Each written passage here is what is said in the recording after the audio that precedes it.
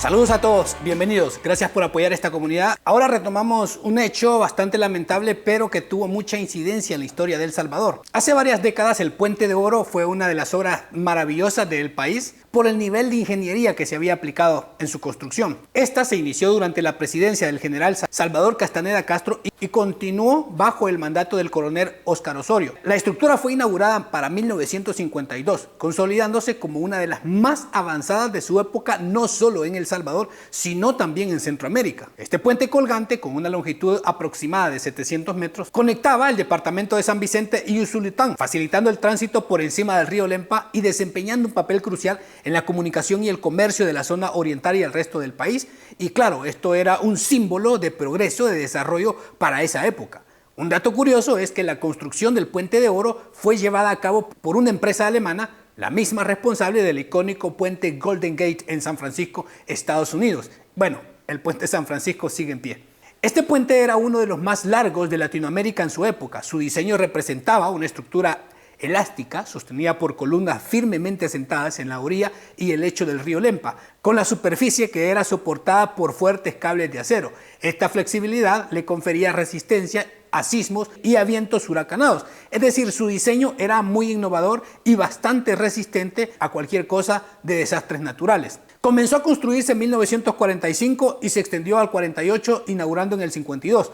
Durante este periodo se utilizaron técnicas, materiales avanzados para esa época, incluyendo el uso de cables de acero y superestructuras de concreto armado. La obra implicó desafíos logísticos y técnicos, pero El Salvador estaba avanzando. Se instalaron columnas en el cauce del río y la presión en el tendido de los cables de suspensión, esto le daba una resistencia bastante grande. La mano de obra local junto a expertos internacionales de Rolling Stones compañía participaron en este proceso. Pero también hubo un ingeniero salvadoreño, Héctor Buther, que jugó un papel muy importante en la construcción de este puente. Toda la obra del Puente de Oro costó aproximadamente en esa época 3.1 millones de colones, que era una suma bastante considerable.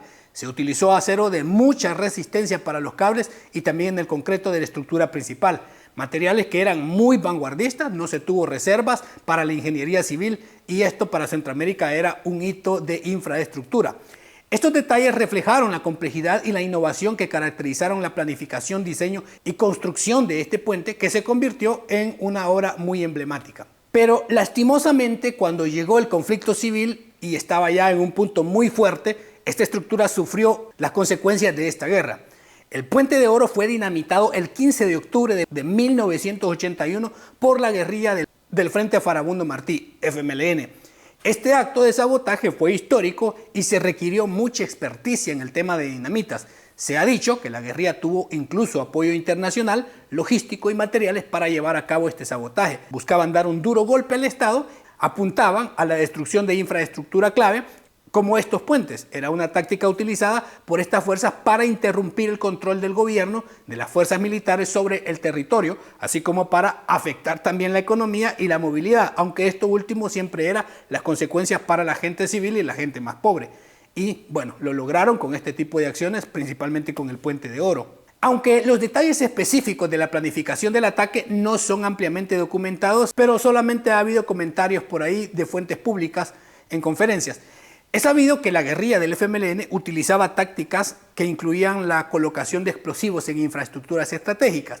La operación habría requerido vigilancia previa, logística para transportar y colocar los explosivos y conocimiento sobre el funcionamiento del puente para maximizar el impacto. Es decir, saber de ingeniería civil y al menos una inspección sobre la estructura para realizar algún movimiento para poder en efecto debilitarlo o destruirlo. Esta acción se llevó a cabo en horas de la madrugada en momentos estratégicos para minimizar bajas de civiles y maximizar el daño en la estructura, ya que había menos tráfico. La dinamita fue colocada en puntos clave de la estructura para asegurar su destrucción. Cuando esto sucedió, el puente dejó a la zona oriental del país incomunicada, afectando severamente el comercio, la movilidad de personas y los suministros y la capacidad del gobierno para responder a las operaciones del FMLN en la región. El Estado salvadoreño y las Fuerzas Armadas reaccionaron rápidamente, utilizaron un puente del ferrocarril cercano como alternativa temporal para el tráfico.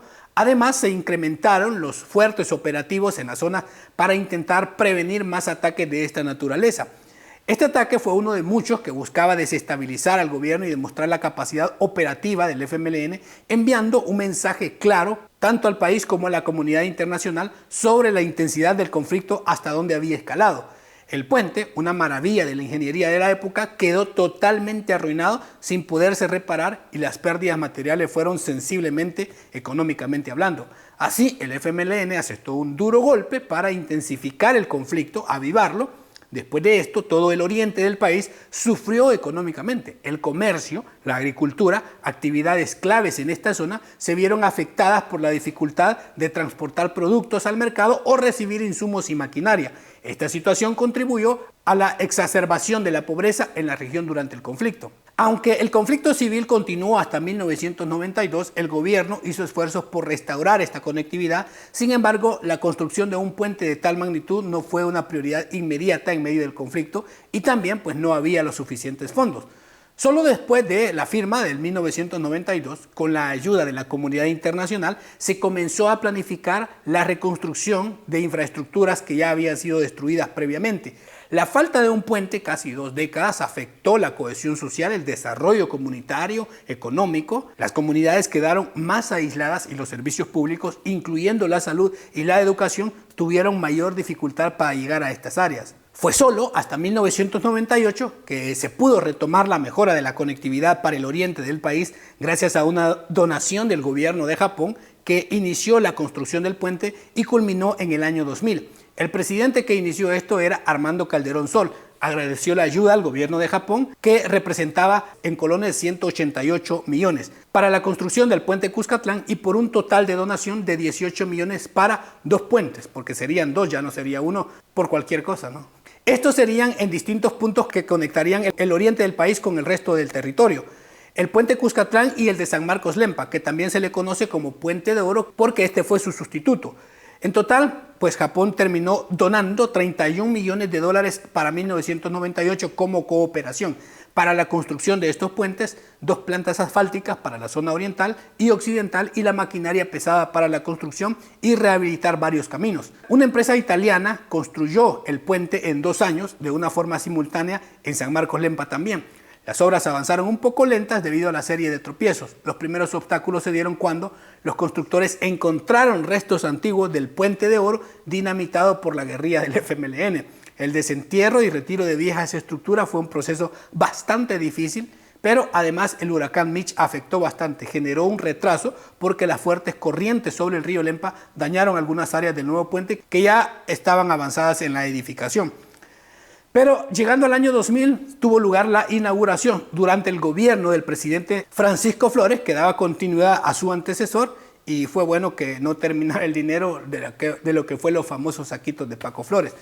El nuevo puente tiene una longitud total de 411 metros, incluyendo puntos de acceso. La inauguración del puente fue vista como un momento de esperanza y de avance del país, de desarrollo otra vez, restableciendo una conexión vital que había estado ausente durante casi 2 décadas. Simbolizó no solo la reconstrucción física, sino también social y económica para una región que había sufrido mucho por el conflicto en el oriente del país, como su significado para la comunidad. Esta inauguración fue más que la apertura de un puente, fue un paso muy tangible para la normalización y la paz en un país que había vivido por décadas este conflicto, lo había sufrido las consecuencias, principalmente económicas y también de desplazamiento de muchas personas por todas estas cosas que sucedieron como la destrucción del puente. Los que han usado este paso saben lo bonito de los atardeceres en el horizonte y siempre es un punto para detenerse y apreciar el paisaje del alrededor desde este puente y también con el río Lempa de fondo. Y tal vez algunos se van a recordar o tal vez vieron el Puente de Oro. Ahora ya hay 2 puentes sustitutos, como muchos los han visto, pero también representó un punto bastante crítico en el conflicto salvadoreño. Y lastimosamente ese puente que costó mucho dinero y así creo ha habido un impacto muy duro a través de las décadas con ese conflicto, con la salida de muchos salvadoreños, con el desplazamiento de personas, porque su modo de vida fue alterado por este conflicto y por muchas destrucciones. Como todos saben, durante el conflicto sí había mucha destrucción, no solamente por algún enfrentamiento, sino también por esto mismo, por querer afectar al Estado, se afectaba a las personas con la destrucción de un puente o de otras obras que eran muy importantes para la actividad social, económica viva del país. Bueno, eso ha sido todo. A ver qué es lo que sabían de esto, dejen sus comentarios. Gracias a los que siempre están apoyando. Cuídense mucho y nos vemos. Hasta luego. Chao.